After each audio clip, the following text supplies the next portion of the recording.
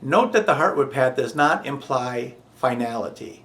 It says perfecting and not perfection, implying that it is the process and not the result that is important.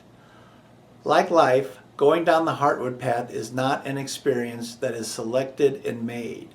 Rather, life and the Heartwood Path are experiences that involve ongoing selecting and making.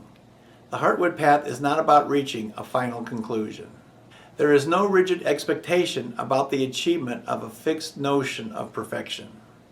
It is rather an ongoing process, an eternal means without a conclusive end in space or time.